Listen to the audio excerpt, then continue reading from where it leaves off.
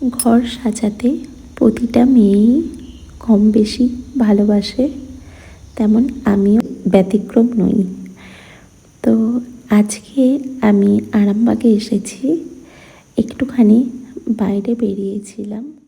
বাড়ির কাছেই একটা শপে খুব সুন্দর সুন্দর লাইট ঝুলছিল, যেগুলো আমার খুব পছন্দ হয়েছিল।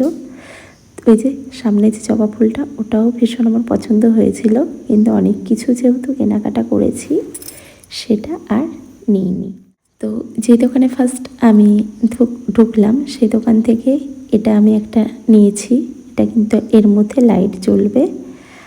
আর পাশে আর একটা দোকান থেকে এই প্রদীপগুলো নিয়েছি। এগুলো খুব সুন্দর, মানে ভীষণ সুন্দর, জল দিলেই কিন্তু লাইট জ্বলছে, কোনো রকম তেল ছাড়াই।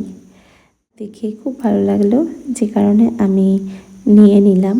এবছর এই প্রদীপটা নতুন বেরিয়েছে, আগের বছর ছিল মানে জলের মধ্যে জাস্ট ওই যে জ্বলছে না শিখাটা, ওটাই জ্বলতো। এবার দেখলাম যে জল দিলেই জ্বলছে। ওটাই কাচের মধ্যে একটু ভিতরে গোল্ডেন কিছু একটা দেওয়া আছে কাচের মধ্যেই, যেটা আমার দেখে ভীষণ ভালো লাগলো আর নিয়ে এলাম। আর পেছনে যেটা দেখছো হলুদ কালারের, তো ওটাও ভীষণ ভালো, ওটার মধ্যেও কিন্তু লাইট জ্বলে। আর গাছগুলো তো কমন, গাছগুলো তো সবার বাড়িতেই কম বেশি থাকে। তো আমার এখানে স্টুডিওতে ছিল না বলে আমি ওই গ্রিন কালারের গাছগুলো নিয়ে নিলাম। ওই দেখো, দেখতেই পেলে লাইটটা জ্বলার পরে কতটা সুন্দর লাগছে, মানে যেটা দেখলাম ভীষণ ভালো লাগলো।